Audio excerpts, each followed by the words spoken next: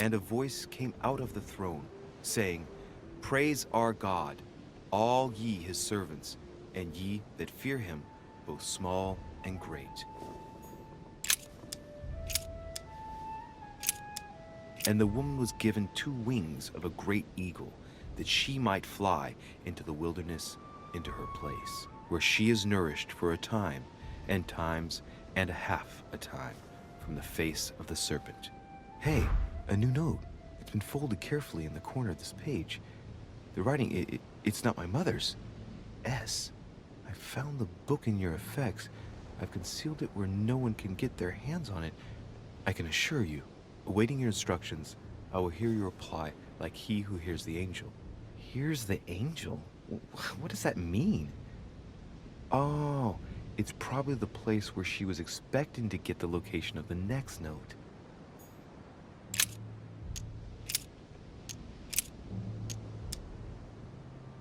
And I heard a voice in the midst of the 4 beasts say, A measure of wheat for a penny, and 3 measures of barley for a penny. And see thou hurt not the oil and the wine.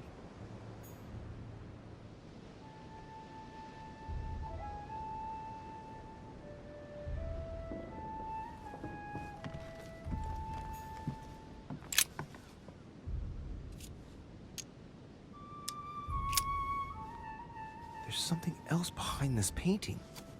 It says, half of each group will join the first city of Corinth. What the hell does that mean? Group of pilgrims, if I'm not mistaken, numbered respectively 12 and 14 in the last painting. With the simple operation suggested, that would mean that the new groups are 6 and 7.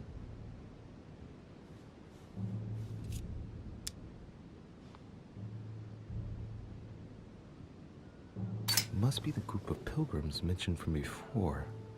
I guess maybe the city of Corinth is a reference to the epistle from Corinthians in the Bible.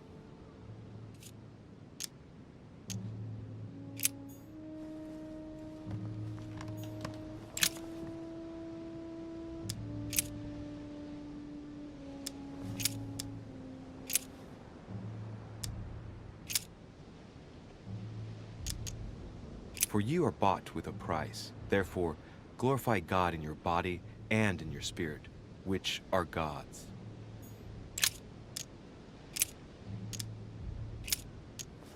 For the Jews require a sign, and the Greeks seek after wisdom. If we have hope in Christ in this life only, we are, of all men, most miserable. Now, therefore, there is utterly a fault among you, because ye go to law with one another. Why do ye not rather suffer injustice? Why do ye not rather suffer yourselves to be defrauded? Ah, look, here's a message. It is of paramount importance that no one finds it. Watch out for the Prussian. He's on the trail. Let's meet up. I'll leave it to you to organize the rendezvous. Not today. I'm unable to do it. In the meantime, I'll follow the first group to Mark, who will reveal the answer to them. And that first group of pilgrims, how many are there now? If I refer to the chapter I'm reading at the moment, 6.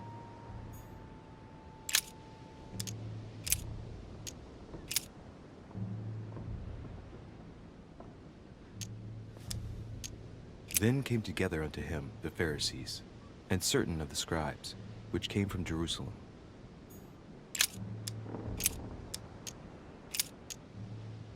And behold, there cometh one of the rulers of the synagogue, Jairus by name. And when he saw him, he fell at his feet.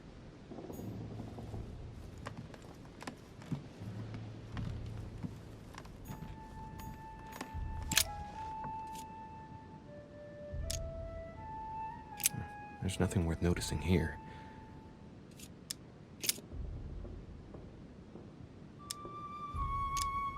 It's too cumbersome for me to unhook here, but judging by the dust, it hasn't been moved for months, if not years.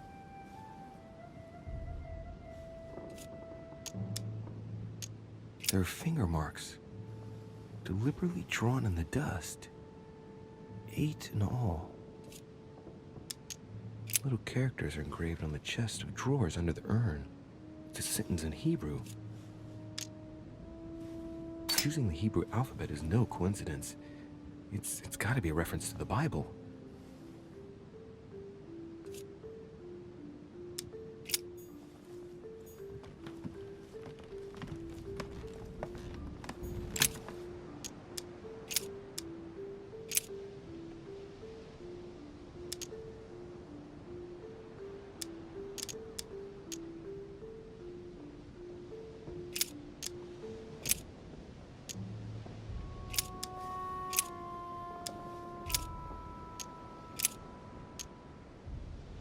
And he became very hungry and would have eaten, but while they were made ready, he fell into a trance. Hey, there's a note here. A message from Mother in reply to E. We must leave urgently, but first I absolutely must go beyond the nightmare. Watch out for Volner. He figured out I was avoiding him. Allay suspicion. See you tomorrow evening. Stand ready. For now, let's cease all communication until we meet. Take care of yourself. I suppose this must be the last message. What happened afterward? If it's what I suspect, I fear the worst. What did Mother mean by, I absolutely must go beyond the nightmare? I must go beyond the nightmare. What does she mean by that? I'm guessing it's a metaphor. I need to figure out what this means. Mortimer's getting his guests together. I ought to join them so I don't look suspicious.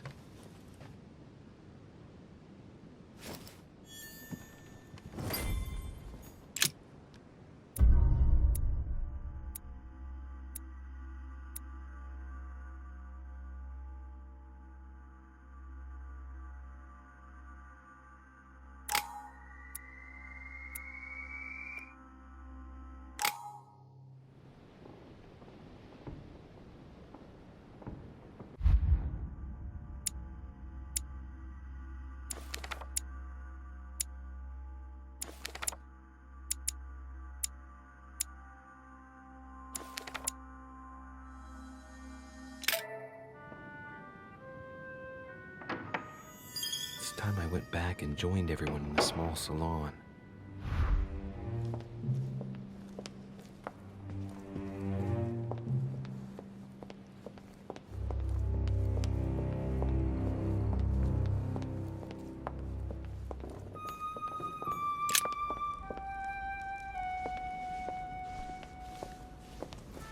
Emily, I must speak to you. What's the matter, Louis?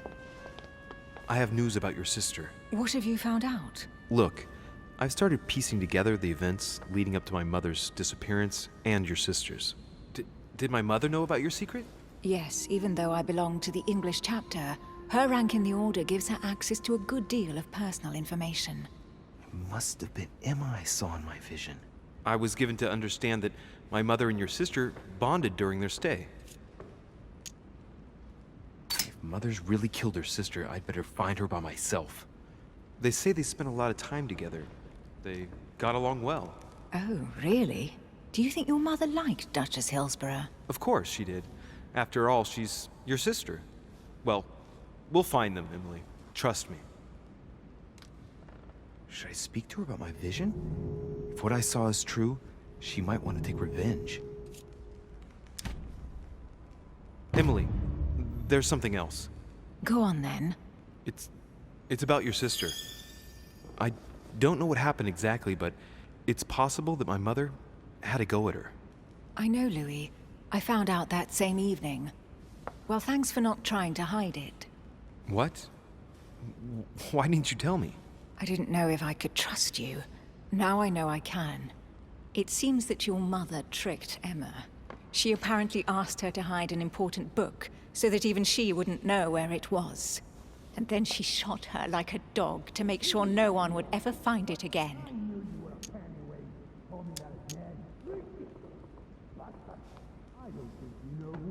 How did you find out? Sir Gregory told me on my arrival. I'm sincerely sorry, Emily. Thank you, Louis. But you do realize your mother will have to accept the consequences of her acts. There must be an explanation, Emily. That's what we shall see. Come, Louis. They're waiting for us.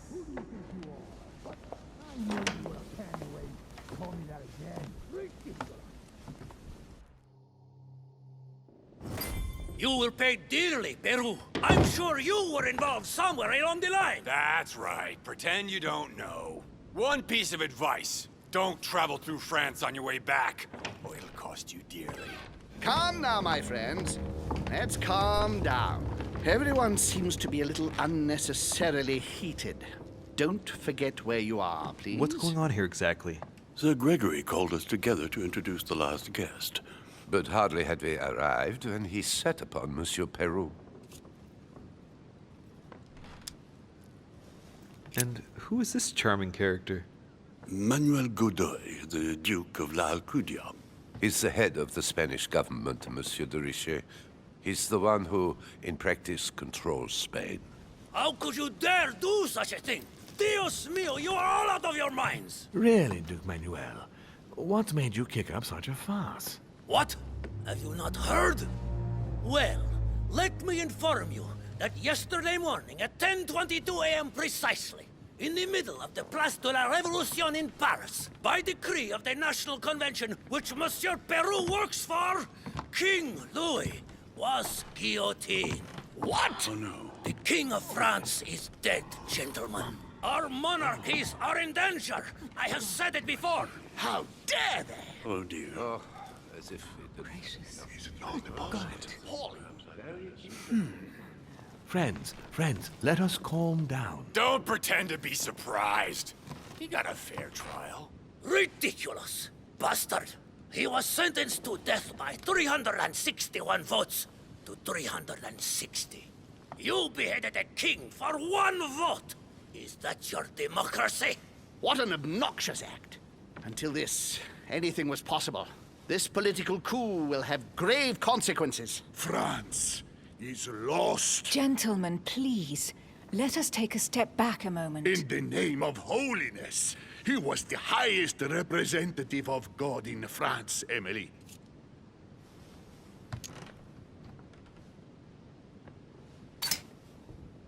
If I remember rightly, what Mother told me one night, King Louis was secretly also part of the Order. I wonder what impact his death will have on us. Sad news, sir.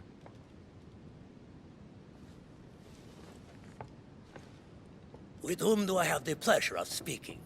Louis Moras de Richet. Are you related to Sarah de Richet? Sarah is his mother, Duke. Gentlemen, this news affects us all, but I must ask you to remain calm. It's not the first time history has taken us by surprise. Let's ensure that our respective countries are allowed to respond appropriately to this news. Oh, rest assured. The response will not fall short, my friend. Good for you. Well, Your Grace, here I was preparing to introduce you as is proper, and you've beaten me to it. I'm delighted that we are all together at last. Our meeting will therefore be able to kick off shortly.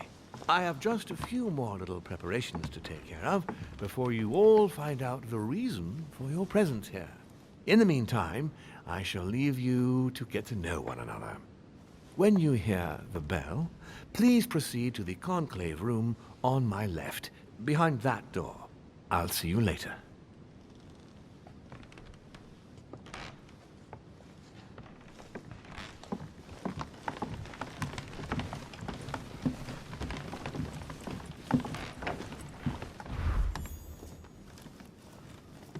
Could you spare a moment, please, sir? I'm glad you asked. I want to talk to you, too. Of course. I heard about your mother's disappearance. He looks concerned. I don't know why, but I doubt it's from sympathy alone. Well, let's see what he wants from me. Any news of her? Have you found her, maybe?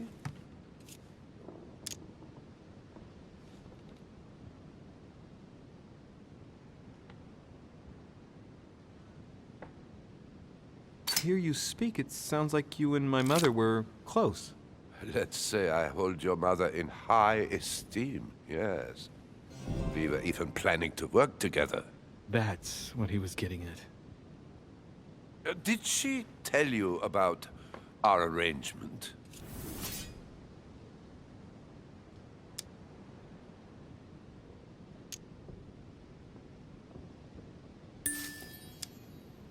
Absolutely, but I was hoping that you could tell me more about it. Well, she was planning to sell me a very old book. I will make no secret of the fact that I am passionate about the subject, and when Sarah spoke to me about it, her account literally had me enthralled. I can think of nothing else since. You might have come across some old books in her belongings, perhaps?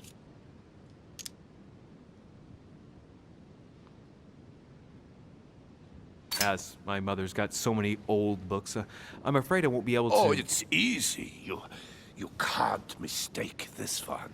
It's an ancient grimoire, composed of 7 parts. Each one is closed under lock and key. It was made in such a way that if someone tried to tamper with it, the sheets would be permanently tarnished. If you find it, you mustn't tamper with it. You see?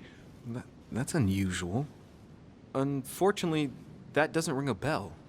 I'll look again, but I wouldn't get my hopes up. You seem very upset. Is it so important to you, this book? Well, it's the search of a lifetime.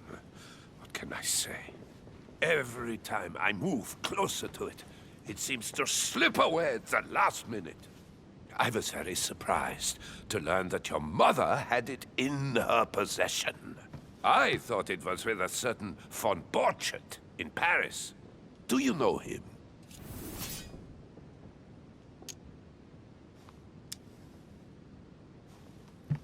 Indeed.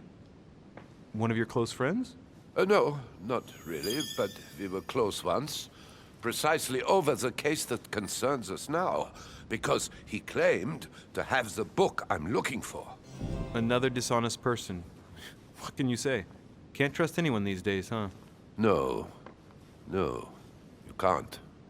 I hope I've been able to satisfy your curiosity, Mr. von Wollner, and that you succeed in finding what you're looking for. Oh, and so do I. And now, what if you told me who you really are working for, instead of keeping up this pretense? I beg your pardon? We both know what you're looking for, von Wollner. You're the one who von Borchardt was planning to sell it to. For centuries, all those who have come into contact with the Al-Azif have bitterly regretted it, Monsieur de Richet. You are playing a dangerous game. Please know that I am working for someone who does not appreciate anyone poking around in his business. Let me guess.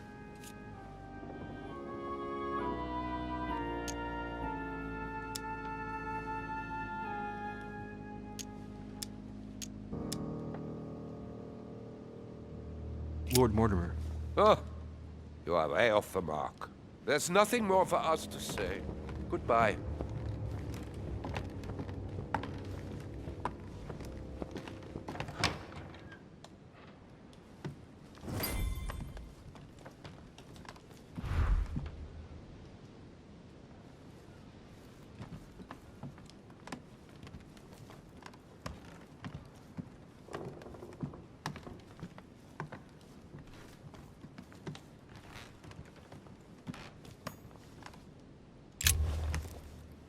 Monsieur Bonaparte, may I speak with you a moment? May we?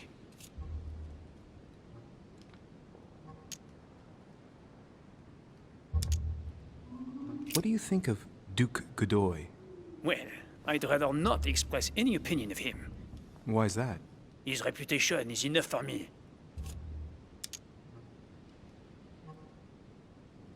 Meaning... This gentleman enjoys people talking about him for too many reasons. His undeserved titles, more than 10 in just 4 years, and each one more prestigious than the one before. You don't think he deserves them? If I had seen him on the battlefield, there might be some doubt. But that is not the case. The Queen would rather not risk losing him, so she consoles him with awards and titles. So you don't have a very positive opinion? His coveting French Catalonia does not encourage me to have one. I understand your point of view. Does expression "go beyond the nightmare" mean anything to you at all? Well, metaphorically, yes. It sums up the career of a soldier quite well. I doubt that is what you want to hear, though. Indeed. That's surely not what I'm looking for. Well, monsieur, if you are looking for a phrase book, Lord Mortimer must surely have one, given the number of books he has. You ought to check in the library of the tower. You never know. Would you have any more information about the conference Lord Mortimer spoke of? Nothing at all. Mortimer is very committed to secrecy when it comes to his conferences. But given the presence of Monsieur Peru and ourselves, I think it must concern France to some extent. Otherwise, I doubt he would have invited 3 Frenchmen to his table, huh? Well, I'll be leaving you now. Shall we meet up again later? Wait, monsieur. Any news of your mother? Unfortunately not, no. I hope to speak with her about my deal before I leave. Let me know if you find her. À plus tard, monsieur.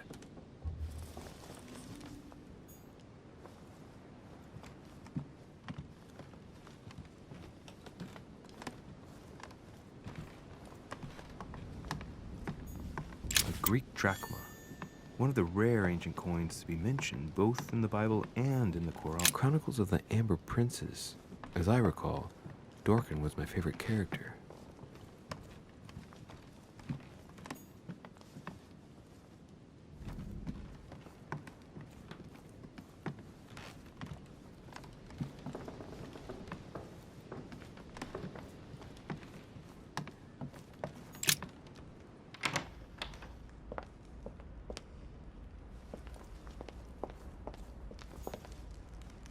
What can I do for you, sir? I am at your service day and night, sir.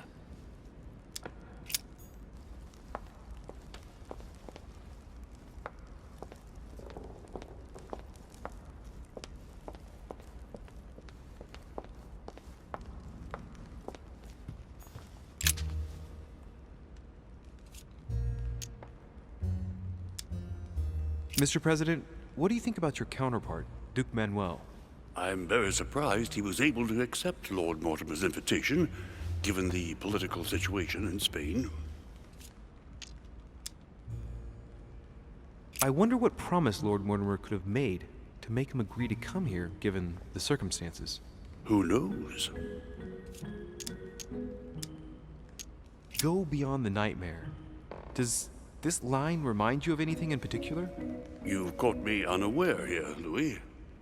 Let me think about it a second. No, nothing comes to mind. Sorry, Louis, but I am unable to help you.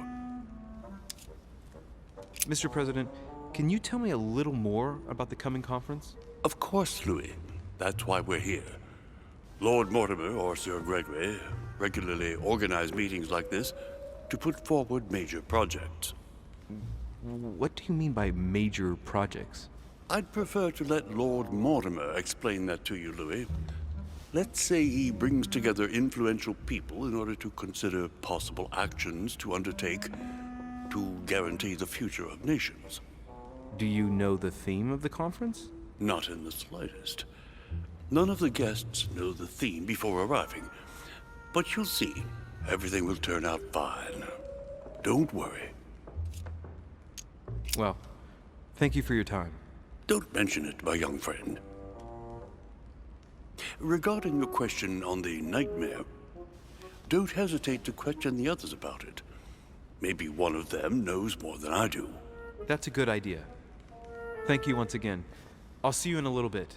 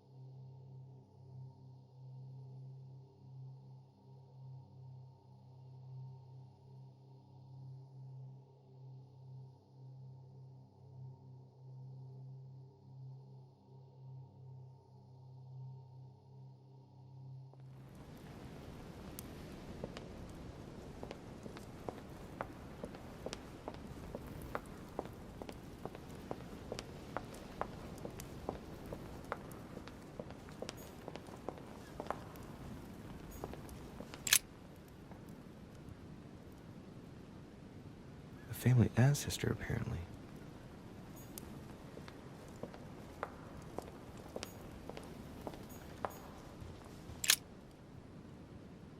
Let's take a closer look.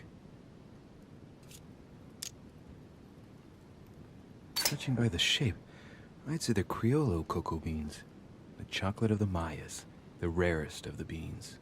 Some even say they're an aphrodisiac. When a product is in fashion, people attribute all sorts of virtues to it, not to be given to animals.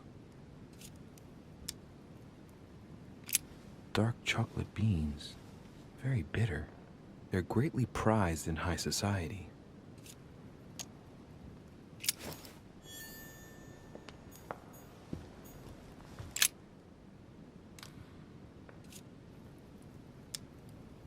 That's what you generally feed birds.